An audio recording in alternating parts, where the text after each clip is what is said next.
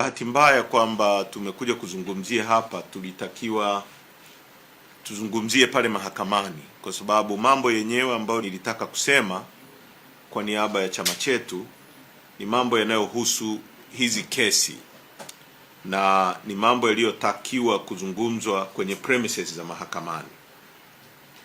Lakini huu ni uthibitisho mwingine namna ambavyo impunity na kutokufuata sheria kunalitafuna taifa hili kwa kiwango cha hali ya juu sana. Mwenyekiti wetu anaendelea kukaa magereza kinyume cha utaratibu wa kisheria sasa kwa mwaka mmoja na miezi minne, jambo ambalo halikubaliki kabisa.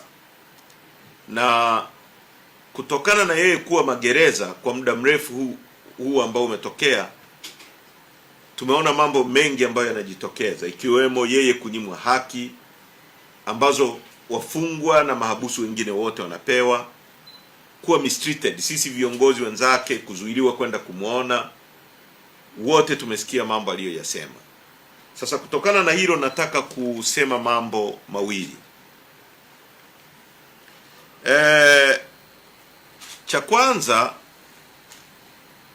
chama chetu hakitafanya siasa za maigizo. Tunafanya siasa serious za ukombozi wa nchi. Na kwa muda mrefu vyama vya upinzani kuna watu wamekuwa wakijijenga kutafuta nafasi labda za ubunge, udiwani, na imeanza kuwa tendency hata CCM kufikiri, au na watu hata walioko kwenye upinzani kufikiri kwamba tunafanya siasa tuwe wabunge, tuwe madiwani, tuongoze halmashauri kadhaa. Mimi kuwa mbunge pale Tarime, au Boni kuwa mbunge Ubungo, au Brenda kuwa mbunge, au Msigwa nani, hatuwezi kubadilisha nchi. Nchi hii inahitaji total overhaul. Kwa mambo ambayo tunayaona, namna pekee ya kusaidia nchi hii ni kushinda uongozi wa nchi hii, tuibadilishe nchi hii, kwa sababu tumejionea wenyewe. Nchi hii inahitaji total overhaul. Kwa nataka nisisitize kwa viongozi na wanachama wa Chadema, chama chetu kama chama kikuu cha siasa cha nchi hii, siasa tunazofanya ni za kwenda kubadilisha nchi hii, na zina consequence, zina madhara kwetu sisi, zina madhara kwa wanachama wetu. Ndio maana kwa maelfu watu wanakamatwa, ndio maana kwa mamia watu wako ndani, watu wanakamatwa. Umeona mwenyekiti wetu wa wilaya Geita, tena mwanamke, amekamatwa, amekaa na polisi kwa siku 20 kinyume cha utaratibu wa sheria. Sheria inataka mtu anapokamatwa ndani ya masaa 24 au amefikishwa mahakamani. Kama masaa 24 yatapita bila kufikishwa mahakamani, ina maana huyo mkuu wa kituo aombe kibali maalum kutoka mahakamani cha kumruhusu kukaa na huyo mtu kwa zaidi ya masaa 24. Lakini Neema Chozaire amekaa ndani kwa zaidi ya siku 20. Mimi nilikaa ndani siku 20. Wakina Boni hao walikamatwa nafikiri siku 4 au 5. Hivi tunavyozungumza, vijana wa Chaso ambao mimi nilikutana nao kwenye ziara nikiwa Mbeya wamekamatwa tangu tarehe 3. Kwa hiyo nataka niseme hilo kama la kwanza, kwamba siasa zetu sio siasa za maigizo, ni siasa za ukombozi wa nchi hii, na Watanzania watuunge mkono. La pili ni kuhusu maridhiano fake. Bahati nzuri mimi nilikuwa kwenye timu ya kilichoitwa maridhiano, watu 5 tu. Nataka nirudie ambayo tumeyasema, na nashukuru mwenyekiti wetu amezungumza, mmesikia. Hakuna jambo la siri tutakalolifanya sisi. Mambo yanayohusu mazungumzo ya aina yoyote kuhusiana na kutatua mzozo mkubwa uliopo na mkwamo kwenye nchi hii ni mambo yanayohusu wananchi, sio mambo yanayohusu watu wachache. Na chama chetu kitayajadili kwa uwazi, kwa wananchi kujua kila hatua inayoendelea. Cha kwanza tumesema, na ndio msimamo wa kamati kuu, hakuna mazungumzo yoyote yatakayoongozwa na mtu yoyote isipokuwa mwenyekiti mwenyewe, awe nje.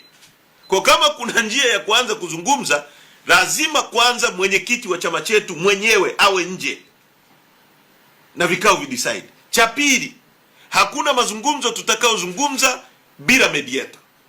Sisi hatutaenda kwenye mazungumzo ya aina yoyote tukiwa tumeshikiwa bunduki na tukiwa blackmailed,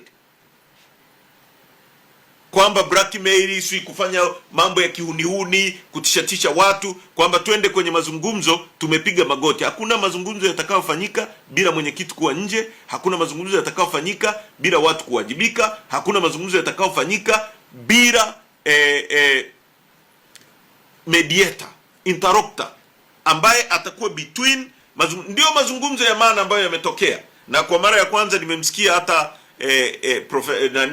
Dr. Bana ambaye ni very haijawahi kutokea, ni kitu cha kunani, amezungumza vizuri sana, na katika hilo mimi nampongeza. Kwa mara ya kwanza Benson Bana amesema vitu vya maana na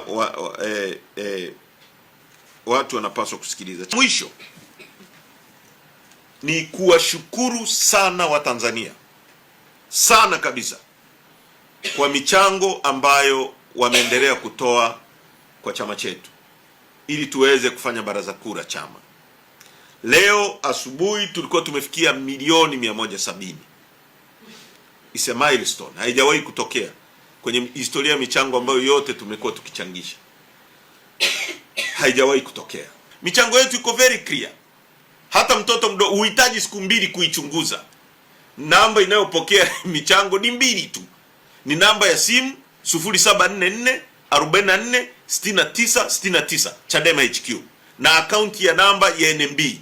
Ndio namba mbili tu zinazopokea. Kwa hiyo unaweza ukaenda pale ukaona kuna mtu amechanga shilingi 100, 2000, 500 ngapi, mpaka zimefikia kiwango hicho, shilingi milioni 170.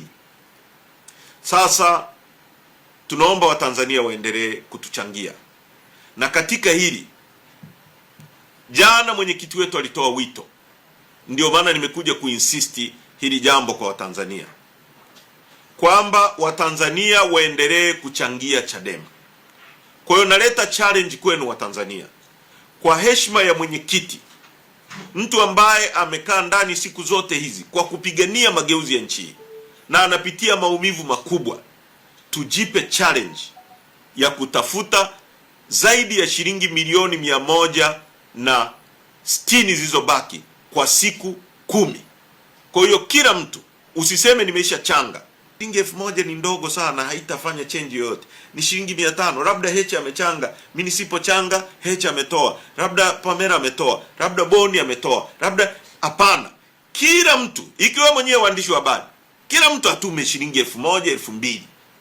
Kwa hiyo huu ni wito wetu na ni challenge kwa watu sasa kumuunga mkono kauli ya mwenyekiti, ili kule aliko asikie kwamba Watanzania wamemuunga mkono kwa michango kwa haraka sana. Siku 10 tuwe tumetimiza milioni 160.